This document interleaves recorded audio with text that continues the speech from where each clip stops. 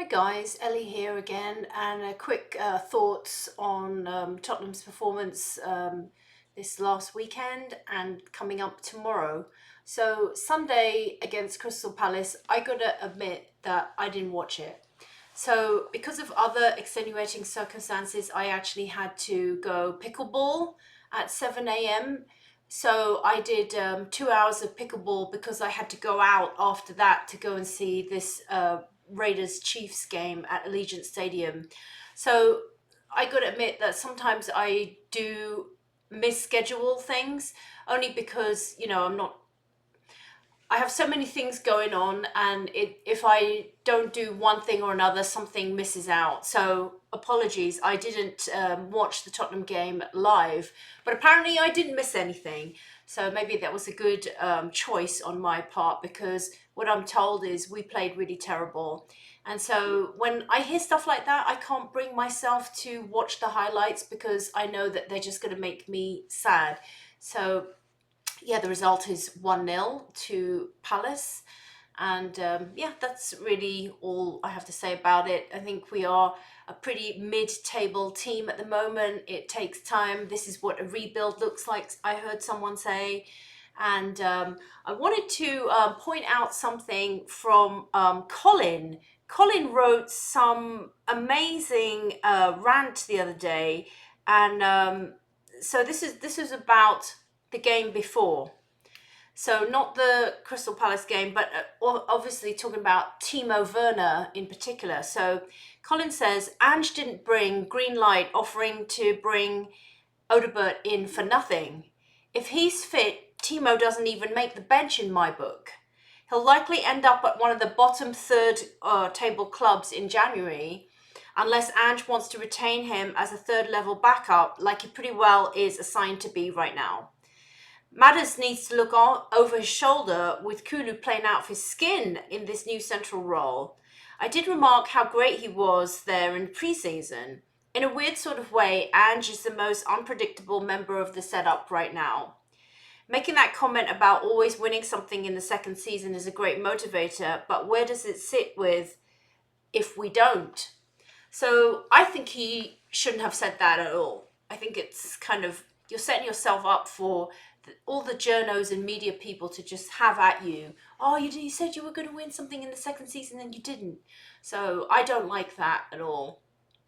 I did watch Ange's press conference today, and I did like that he said, "Look, mate, I told you many times, I'm not a supporter of the club." He's just employed there as the manager right now, or head coach. I like that, um, because it means, he's there to do a job and be professional about it. And I don't think there's anything wrong with that. But just do your job. Just do your job, and understand it's like a rebuilding. So some Tottenham fans have to get grip of reality on like what we can possibly accomplish with this load of players at this moment in time. So there we have it. So yeah, looking forward to tomorrow's game against Man City in the Carabao Cup. So not really a great time to be playing Man City, but honestly, how worse could it get? And you never know, if Man City decide to cruise, maybe we could nick something past them. I'm not saying it's going to be an easy game at all, but I will say that I think that it's going to be a test. I'm not sure if they will have Rodri back, because apparently he won Ballon d'Or the other night, and so that's very interesting. But maybe, will he make the team? Does he make a big impact? I don't know, about as good as anybody else on their team. So, and then the final word I want to say is on the Erik Ten Hag situation. So, I've never been a fan of Erik Ten Hag.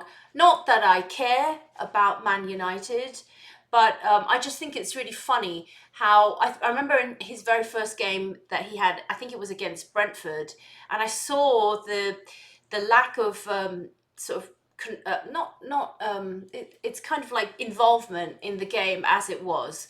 So Thomas Frank, who I don't really like his football either, but some of the times when I've seen him like on a press conference or something, or he's been doing punditry, I kind of like some of the things he said, but his football is kind of dour and boring. But I think it's pragmatic because it does what he can with the team that he's got. So I remember that Thomas Frank had this giant whiteboard, and he got this whiteboard out. When the players were getting like a drink of water, he got this whiteboard out, and he was gesticulating, was showing like all the. I mean, honestly, if you'd had a pretty good camera, you could have zoomed in on that. You could have zoomed in on his whiteboard, and you could have got everything. But my point was that he used a visual aid. And Erik Ten Hag, I think it was his first game, he just sat there in the dugout and he didn't do a thing. He didn't go up and yell at the players, or he didn't encourage them, and he certainly didn't have a visual aid like a whiteboard or anything. So I thought that was really strange, really funny, and yeah, in a way, maybe that is his level. Um, he may not be a world-class coach. He certainly isn't a world-class coach on the same level as someone like an Ancelotti or something like that. So yeah, maybe he'll find another job. I'm sure he'll find another position in the Eredivisie very easily, or maybe he wants some time off, or he could go to Saudi Arabia or anything like that. So as far as I'm concerned, and he's going to get a massive, massive payout. So for failing upwards, as so many of the coaches today do. But you can't say that he didn't win anything, because he did win something. He won some cup trophies. It's just he didn't win the league, and he didn't win the Champions League. And being 14th or something in the table is not good enough for them. And so that brings me back to Tottenham, where people think, like 8th or something in the table is not good enough for us. But maybe if we carry on working hard and win more, we need to put a string of wins together.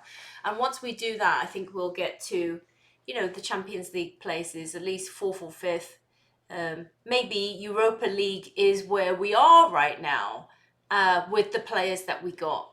So hopefully Son will make it back from injury. It doesn't look like Son will make this game coming up, which is very sad. But you can see what happens when Son isn't there. Like, honestly, trying to sub Timo in for Son is a joke. He can't even approach him. He can't even approach his shoelaces or his bootlaces, as far as I'm concerned. So that's very sad. But maybe Mikey Moore put on a few pounds, grow a couple more inches, and work on physicality. He will probably. I don't see that Mikey Moore is going to start the game tomorrow. I don't think so. There's no way he could physically do that, and it would be pretty unfair. So Timo it is. So let's see what happens tomorrow.